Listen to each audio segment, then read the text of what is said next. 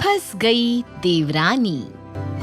दुल्हन बनना, अपनी फेवरेट कलर का लहंगा पहनना, फेवरेट डिजाइनर ज्वेलरी पहनना किसी भी लड़की का सपना होता है और ऐसा ही सपना प्रिया का भी था। प्रिया की उम्र शादी की हो गई थी और उसके इस सपने को पूरा करने लायक लड़की की खोज जोरों शोरों से चल रही थी और इसी में उनके पास वर्मा परिवार के बेटे प्रेम का रिश्ता आता है और आज लड़की वाले उसे देखने आने वाले थे। बताओ ना मम्मी, ये वाली सूट पहनूं या ये वाली? सूट क्यों पहनना है प्रिया? अरे अरे बेटा, तुम तो घबरा गई। कस्तूरी जी, आप तो आज शाम को आने वाली थी। अभी तो कोई अरेंजमेंट भी नहीं हो पाई। देखिए घर कितना बिखरा पड़ा है, हम आपकी खातिरदारी कैसे करेंगे? अरे तो क्या हो गया, एक तो आप किसी को अपनी बेटी भी देगी और उनकी खातिरदारी भी करेंगे। ये कहाँ का इंसाफ हुआ विमला जी? और प्रिया, तुम क्यों शर्मा रही हो? हाफ पैंट पहना है तो क्या हुआ? मेरी बड़ी बहू भी घर पर हाफ पैंट ही पहनती है। कोई बात नहीं, आओ बैठो यहाँ। और अपनी बातों से 10 मिनट में ही कस्तूरी सभी का दिल जीत लेती है। किसी को ऐसा महसूस ही नहीं हो रहा था कि वो लोग कस्तूरी से पहली बार मिल रहे हैं। कहाँ मुझे टेंशन हो रही थी कि कौन से सूट पहनूं। यहाँ तो आंटी जी मुझे हाफ पैंट में देखकर भी शॉक नहीं हुई। बड़े मॉडर्न ख्यालातों की लगती हैं।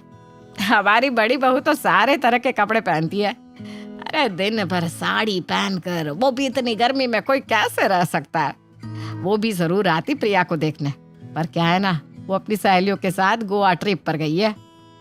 एक बात जरूर कहूंगी कस्तूरी जी, जिस भी लड़की को आप जैसी सास मिलेगी उसका तो भाग्य ही खुल जाएगा। अरे ये तो बिल्कुल गलत कह दिया आपने विमला जी। बल्कि ये कहिए, जिसके भी घर प्रिया जाएगी उन लोगों का भाग्य खुल जाएगा। मैं तो आपसे झोली फैलाकर आपकी बेटी मांग रही हूँ। अब जब लड़की की माँ इतनी हंसमुख और मॉडर्न ख्यालातों की हो तो कौन ही ऐसे रिश्ते को ठुकरा सकता था। प्रिया को प्रेम के घर वाले बहुत पसंद आ जाते हैं और वो इस रिश्ते के लिए हाँ कर देती है और प्रिया की शादी प्रेम से पक्की हो जाती है। अपनी शादी को लेकर प्रिया बड़ी एक्साइटेड थी।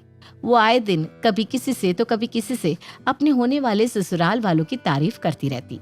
ये देखिए बुआ जी, ये मेरी जिठानी हुई। जिठानी वाले घर में जा रही है बेटा? अरे विमला, जब अपनी बेटी के लिए लड़का देख रही थी तो इकलौता देखती। बता, ससुराल में पहली एक जिठानी रहेगी। मैंने तो कितनी बार सोचा कि प्रिया को ऐसे परिवार में ब्याहूं जहां इकलौता लड़का हो, पर प्रिया को ही जॉइंट फैमिली वाले घर में जाना था। अकेले बेचारी का मन नहीं लगता ना। हाँ बुआ जी, वो क्या है ना, कोई बड़ा घर पर रहेगा तो सारी जिम्मेदारियां मुझ पर कभी आएंगी नहीं। काम तो वैसे भी आधा आधा बढ़ जाएगा। और क्या बताऊं बुआ जी, सीमा भाभी क्या सही है, मुझे कॉल करके बताती है अगर प्रेम तुम्हें मनाली या गोवा लेकर जाकर सस्ते में पल्ला झाड़ना चाहे तो तुम ऐसा होने मत देना, तुम तो स्विट्जरलैंड ही जाना। अब बताओ, कौन सी जिठानी इतनी कूल होती है? ये तो कुछ भी नहीं बुआ जी, जैसी जिठानी वैसी ही सास। सभी ना बहुत अच्छे हैं, ऊपर से कोई ननद भी नहीं है बुआ जी। ननद नहीं? शादी के लिए इतनी एक्साइटेड प्रिया की जिंदगी में शादी का वो पल आ ही जाता है जिसका उसे इंतजार था। शादी के दिन स्टेज से स्टिल ग्रे कलर का लहंगा पहनकर प्रिया उतर ही रही थी कि उसकी सास कस्तूरी का मुंह बन जाता। ये कैसे गमगीन रंग का लहंगा पहन लिया बहू ने? अपनी फेवरेट रसमलाई छोड़कर कस्तूरी साइड से अपनी बहू के पास जाती है और धीरे से उससे कहती है, अरे अरे बहू, हमारे में ना ये सफेद, गुलाबी, नीले, पीले इन रंगों का लहंगा नहीं पहनती दुल्हन। लाल चटक रंग का लहंगा पहना जाता है और तूने तो बिल्कुल ही सफेद रंग का लहंगा पहन लिया। खैर, अब तो तू तैयार भी हो गई है, क्या कहूँ, पर आगे से ना ध्यान रखना बहू, हमारे घर की बहुएं इस तरह के हल्के रंग के कपड़े नहीं पहनती। अब तक प्रिया के सामने वर्ल्ड बेस्ट सास बनी कस्तूरी आज कुछ और ही बात कर रही थी, और करती भी क्यों ना। अच्छे बनने की ये लीपा पोती तो रिश्ता होने तक की होती है। जैसे ही लड़की दुल्हन बनी, धीरे धीरे सच्चाई सामने आने लगती है। ये अचानक मम्मी जी को क्या हो गया? शादी की बात होने तक तो वो इतनी मॉडर्न बन रही थी और अभी लहंगे के रंग को लेकर ये कह रही है।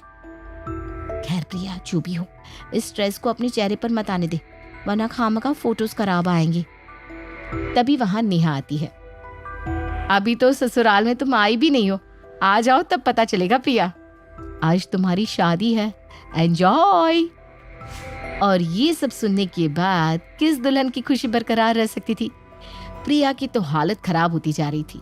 न जाने शादी के बाद क्या होने वाला था, पर किसी तरह शादी संपन्न हो जाती है। अगली सुबह जब प्रिया आराम से अपने कमरे में सो रही थी, धीरे से कस्तूरी उसके कमरे के दरवाजे को खोलती हुई कमरे में आती है और प्रिया के सर पर हाथ फेरते हुए कहती है, सो रही हो बहू?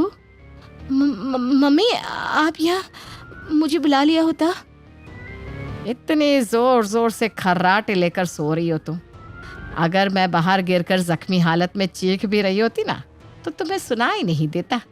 इस बेजोड़ खर्राटे के आगे मेरी आवाज तुम तक कैसे पहुंचती बहू? वो मम्मी, ये किन बातों में फंसा लिया तूने मुझे? हैं? चल, मैं ये कह रही थी कि थक गई होगी ना तू शादी की रस्मों में। कोई बात नहीं, सो ले। पर याद रखना बहू, हमारे यहाँ बहुएं 6:30 बजे तक उठ जाती है, तो जरा ख्याल रखना। और कोई बात नहीं। हाँ ठीक है मम्मी। वैसे 7 तो बज ही चुके हैं, अब क्या सोओगी तुम? हैं? चलो ठीक है, फिर तैयार होकर बाहर आ जाओ। चलो। अपनी वर्ल्ड बेस्ट सास के मुंह से ये सब सुनकर प्रिया का दिमाग तो चकरा जाता है। ये क्या बात हो गई? कहाँ शादी के पहले मम्मी मेरे साथ गोवा जाने की बातें कर रही थी और यहाँ 6:30 बजे उठने को कह रही हैं। अब इन सब के बाद ये साड़ी, उफ, ये साड़ी कैसे पहनते हैं? मैं भी क्या पागल हूँ, बेकार में साड़ी को खुद पर लपेटने की कोशिश कर रही हूँ। सूट तो पहन ही सकती हूँ मैं, वही पहनकर बाहर चली जाती हूँ, क्या ही हो जाएगा। और नहा धोकर सूट पहनकर प्रिया हॉल में चली जाती है। अपनी बहू को सूट में देखते ही कस्तूरी कहती है, प्रभु प्रभु प्रभु, अरे बड़ी भोली है तू बहू, ऐसे सूट पहनकर बाहर नहीं आते। घर में ससुर है, तेरे जेठ जी है, अच्छा लगता है क्या? अपनी माँ को ये कहता सुन फौरन सुशील गला साफ करते हुए कहता है, मैं अंदर चलता हूँ मम्मी। देख देख कैसे शर्मा कर सुशील अंदर चला गया। अच्छा लगता है क्या बहू? कोई बात नहीं, तो घबरा मत, पहला दिन है ना, तो गलती हो जाती है। मुझे क्या पता था मम्मी कि यहाँ रोज साड़ी पहननी पड़ेगी मुझे, और मुझे ना साड़ी पहननी आती ही नहीं। कोई बात नहीं बेटा, मैं अभी नेहा से कह देती हूँ, वो तुझे साड़ी पहना देगी। और आज सीख लेना साड़ी पहनना, फिर रोज खुद साड़ी पहनकर बाहर आ जाना है। अपना मुंह लटका कर प्रिया नेहा के कमरे में जाती है और जाते ही पहला सवाल यही पूछती है कि ये सब क्या हो रहा है। जब मुझे देखने आए थे तब तो माहौल बिल्कुल अलग था भाभी, और अभी तुझे देखने में आई थी नहीं ना? तो फिर इस घर में यही होता है देवरानी जी, मुझे भी इसी तरह घर में लाया गया था और उसके बाद क्या ही बताऊं, एडजस्ट करना सीख जाएगी तू भी। प्रिया को अपनी सास में ये बदलाव बिल्कुल भी राज नहीं आता और वो सीधा अपनी माँ को फोन लगाती है। क्या बेटा, एक दिन नहीं हुआ ससुराल गए तुझे कि अपने ससुराल की चुगली करने लग गई? इस तरह घर चलता है क्या? और जेठानियों का तो काम ही होता है देवरानियों को डराने का। तू नेहा को छोड़ और अपनी सास से अपनी ट्यूनिंग बनाकर रख जरा। रसोई में अपनी पहली रसोई की तैयारी में लग जा बेटा। अपनी माँ से बात करके अपने आप को फिर से तैयार कर प्रिया किचन में जाती है। बताओ, डब्बे में रिफाइन भी नहीं है। पहले मैं रिफाइन निकालती हूँ, और जैसे ही प्रिया रिफाइन का पैकेट निकालकर उसे कैंची से काटने जाती है कि कस्तूरी वहां आकर उसका हाथ पकड़ लेती है। अरे रे रे बहू, अभी हो जाता ना बेकार में शापा। ना ना बहू, हमारे घर रिफाइन से खाना नहीं बनता, हम तो मस्टर्ड ऑयल में खाना बनाते हैं। ये रिफाइन तो मेहमानों के लिए रख रखी है, साल में 1 पैकेट काफी है। अरे खाता ही कौन है? अच्छा बता, भी तू इसे फाड़ देती और इसी से खाना बना देती तो बेकार में तेरे ससुर जी का मूड ऑफ हो जाता। खैर कोई बात नहीं, पहला दिन है ना तेरा, धीरे धीरे सीख जाएगी। अपनी सास की बात मानकर प्रिया मस्टर्ड ऑयल में सारा खाना बनाकर डाइनिंग टेबल पर ले जाती है। अब सभी की प्लेट्स लगा देती हूँ और इसके बाद सभी को बुला लूंगी। किचन के ड्रॉर से एक डाइनिंग सेट निकालकर अच्छी तरह सभी के चेयर के ठीक सामने एक एक प्लेट प्रिया अरेंज कर देती है, और जैसे ही उस प्लेट में खाना डालने जाती है कि कस्तूरी वहां पहुंच जाती है। अरे रे रे, ये डाइनिंग सेट कहाँ से निकाल कर ले आई तू बहू? दराज में कितने पीछे छुपा कर रखा था मैंने कि किसी का हाथ ना लगे, और तू निकाल कर ले आई। पर आप लोग तो इसी डाइनिंग सेट में खाना खाते हैं ना मम्मी? वो वीडियो कॉल पर मैंने देखा था, इसलिए पूरा आधा घंटा लगाकर मैंने इस डाइनिंग सेट को ढूंढा। अरे नहीं बहू, वो क्या है ना, जब प्रेम के लिए लड़की देखने की बात चल रही थी तो आए दिन कोई ना कोई गेस्ट उसे देखने आ ही जाया करते थे। अब उस वक्त स्टील के बर्तनों में तो नहीं खा सकते हैं, तो हमने ये क्रैकर सेट मंगवाया था। चला अब इसे हटा दे और सामने जो स्टील के बर्तन रखे हैं ना उन्हें बाहर लेकर आ। अब तो तू इस घर की हो चुकी है, अब तुझसे क्या शर्माना। अच्छा, एक सुबह। चलो बढ़िया है, मम्मी पूजा करने जा रही हैं। पूरे दिन में यही तो 30 मिनट होते हैं जहाँ उनकी इंटरफेरेंस नहीं होती। अब जल्दी जल्दी पोछा लगा लेती हूँ, वरना इसमें भी आकर कोई ना कोई कमी निकाल देंगी। और जैसे ही कस्तूरी सोफे से उठती है, प्रिया फौरन मॉपिंग लाकर पोछा करने तैयार हो जाती है। ये देख, पकड़ लिया ना रंगे हाथ तुझे। मुझे लगा ही था तू मोपिंग से पोछा मारती होगी। अरे बहू, क्यों पोंछना है शरीर को इतना? ये सब तो आजकल के चोंचले हैं, इन सब से पोछा लगता भी है क्या? पोछा तो कपड़े से ही लगता है, पूरी तरह निचोड़ कर। मोपिंग से तो फर्श पर दाग रह जाते हैं। वही मैं सोचूं, हमारे घर के फर्श पर तो कभी पोछे के निशान रहते नहीं थे, ये दाग आखिर आ कहाँ से रहे? पर आप तो पूजा करने गई थी ना मम्मी। पूजा तो सुबह 4 बजे कर ली मैंने। आज तो मैंने सोच लिया था कि इन दागों के पीछे का कारण पता करके रहूंगी। इसी तरह 4 महीने बीत जाते हैं, पर कस्तूरी का स्वभाव वैसा का वैसा ही रहता है। ये मत करो, वो मत करो, हमारे घर पर चीजें ऐसे नहीं होती, वैसे नहीं होती। फिर एक शाम कस्तूरी की कुछ सहेलियां उसके घर आती है। प्रिया भाग भाग कर सभी के लिए नाश्ता लेकर जाती है। कुछ और लाऊं मम्मी? ये क्या तूने मम्मी मम्मी लगा रखा है बहू? है, मुझे लगा था तू आज नहीं तो कल समझ जाएगी। ये तेरा मायका नहीं है। मम्मी क्या होता है? मम्मी जी बोला कर। समझ तो आए कि मैं तेरी सास हूँ। और बस यही बात प्रिया को चुप जाती है और वो मन ही मन अपनी सास को ठीक करने की ठान लेती है। जी मम्मी जी। और ये आखिरी शब्द थे। इसके बाद प्रिया ने अपनी सास से जरा भी बात नहीं की। प्रिया सीधा अपनी जेठानी के पास जाती है और उनसे कहती है, इतनी उंगलीबाजी, आपका दम नहीं घुटता क्या भाभी? घुटता तो है, पर क्या कर सकती हूँ मैं? कुछ भी नहीं। मम्मी जी तो हर चीज में उंगली करेंगी ही, ये उनका नेचर है। और तुम्हारे जेठ जी, वो तो मम्मी जी की कही को ही अपना सब कुछ मानते हैं। मैंने कुछ सोचा है, अगर आपने साथ दिया तो मम्मी जी की सादत को खत्म कर सकते हैं हम। पर उसके लिए आपको अपने मायके जाना होगा। कोई भी बहाना कर दीजिए, किसी की तबीयत खराब है या कुछ भी जो आपको समझ में आए। पीछे से मैं सब देख लूंगी। एक कोशिश तो करनी चाहिए। ठीक है, मैं कल सुबह ही मम्मी जी को कोई बहाना देकर अपने मायके निकल जाऊंगी। और अगली सुबह जब सभी नाश्ते के टेबल पर बैठे थे तो नेहा कहती है, मम्मी जी, मेरे मामा जी की तबीयत बहुत ज्यादा खराब है। आप तो जानती हैं वो 80 साल के हो गए और इस उम्र में तो जीवन का क्या ही भरोसा, इसलिए वो मुझे देखना चाहते हैं। प्रिया तो अब घर का सारा काम सीख ही चुकी है, मेरी गैर मौजूदगी में वो घर संभाल लेगी, है ना प्रिया? ठीक है बहू, ऐसी बात है तो तू हो आ मायके। वैसे भी हमने कभी रोका है क्या तुझे? यहाँ नेहा अपने मायके निकलती है तो वहाँ कस्तूरी के पति और दोनों बेटे अपने काम पर। अपनी उंगली करने की आदत से मजबूर कस्तूरी रसोई में अपनी बहू के पीछे पीछे जाती है, जहाँ वो देखती है कि खाना तो पहले ही बना हुआ है और रसोई में तो कोई नहीं। आज तो बिल्कुल सही ढंग से खाना बनाया है बहू ने, स्लैब भी बिल्कुल साफ है। जरूर कपड़े उसने एक साथ मशीन में डाल दिए होंगे, अभी जाकर कान खींचती उसका। अरे भाई, हमारे घर में नए पुराने सारे कपड़े अलग अलग धोए जाते हैं।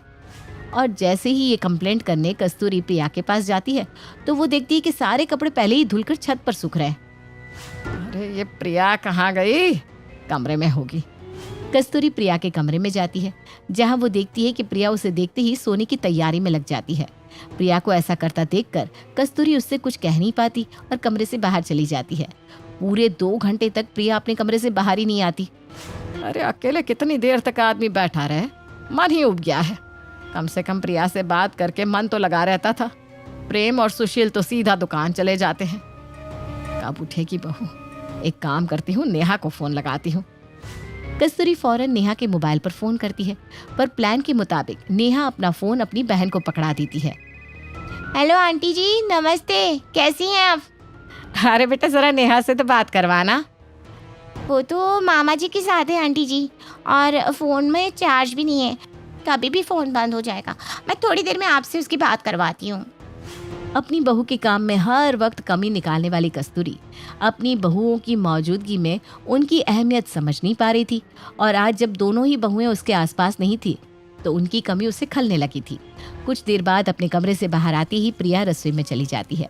उसके पीछे पीछे कस्तूरी भी रसोई में आती है और जैसे ही कस्तूरी रसोई में आती है प्रिया रसोई से बाहर चली जाती है। अच्छा कर ले तू काम, मैं नहीं आ रही तेरे पीछे बस। रसोई का काम निपटाकर प्रिया फिर से अपने कमरे में चली जाती है। रात के खाने के वक्त तुम भी बैठ जाओ प्रिया, सबके साथ ही खा लो। मेरा पेट भरा हुआ है, मन हुआ तो मैं कमरे में खा लूंगी। ना ही मुंह पर मुस्कुराहट, ना ही किसी से बातचीत। रात को सभी घर पर होते हैं तो कस्तूरी को ज्यादा कुछ महसूस नहीं होता, पर अगली सुबह जैसे ही सब वापस काम पर निकलने लगते हैं कस्तूरी की घबराहट शुरू हो जाती है। सुबह से दोपहर और दोपहर से शाम, इसी तरह इतने बड़े घर में अकेले चुपचाप, किसी का मन लगे तो कैसे। और बस 1.5 दिन में ही कस्तूरी की अकल ठिकाने लग जाती है। वो सीधा प्रिया के पास जाती है और कहती है, हमने तुझे झूठ बोलकर इस घर में लाया, इसीलिए नाराज है ना तू बहू?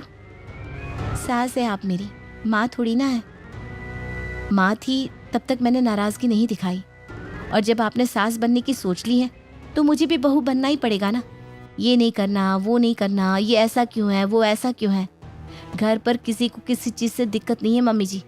पापा जी ने कभी किसी बात की कंप्लेंट नहीं की। जेठ जी भी खुद कुछ नहीं बोलते जब तक आप शुरुआत नहीं करती। इसके पहले कि ये कड़वाहट इस रिश्ते को खत्म कर दे, मैंने सोचा मैं चुप्पी साध लूं। मुझसे बहुत बड़ी गलती हो गई बहू, मुझे माफ कर दे। तुझे वैसा ही ससुराल मिलेगा जैसा तुझे बताया गया था। आजकल बहुएं आते ही खुद को घर की मालकिन समझने लगती है। ऐसा ही मेरी एक सहेली के साथ हुआ था। वही डर मेरे मन में बैठ गया था, इसलिए मैं तुम दोनों पर कड़ी नजर रखने लगी। पर मेरी बहुएं वैसी नहीं है। अब अपनी माँ से नाराजगी छोड़ दे। 1 मिनट मम्मी, फिर मैं नेहा भाभी को भी घर बुला लूं।